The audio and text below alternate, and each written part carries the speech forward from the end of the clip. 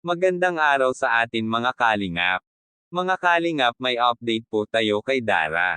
Tandang padamdam. Pero bago po yan mga kalingap, kung bago pa lamang kayo sa channel ko, baka naman po pwedeng pa-like and subscribe my channel para lagi po kayong updated sa aking videos.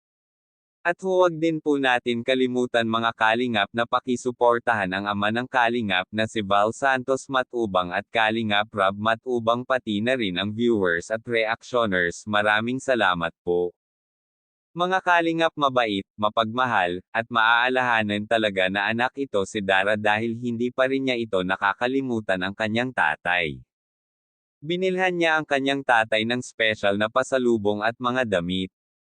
Pati din sa kanyang mga nakakatandang kapatid at mga tiyahin. Excited na din ang mag-ama, sabi ito ni Dara, ay kahit ganon ang ginawa ng kanyang tatay sa kanila ay naiintindihan daw niya ito dahil kahit sinong magulang ay gagawin ang lahat para sa anak, kaya ito nakapagtrabaho sa malayo. Kaya gusto daw ito ni Dara na kapag nakauwi na ito ay hindi na niya ito papayagan pang umalis para may kasama sila ito palagi at dito na lang sa malapit siya magtrabaho.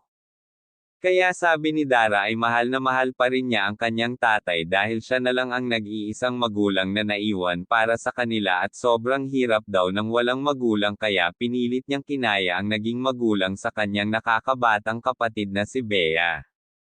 Ayaw niyang ipar-honest daw ito kay Bea ang kanyang mga naranasan sa buhay. Tumawag nga daw ito sa kanya ang kanyang kapatid na si Bea dahil ilang araw pa lamang nawala ito, si Dara ay hinahanap na daw niya ito, hindi kasi ito sanay si Bea na matagal humiwalay sa kanya ang ate niya, lalo na sa pagtulog lagi niya ito katabi. Kaya hanap-hanapin niya ito, kaya mga kalingap, hanggang dito na lang po muna ang ating update para kay Dara. Abangan natin sa susunod ulit na update kay Dara. Maraming salamat po, kaya hanggang dito na lang mga kalingap. Thank you for watching and God bless us all.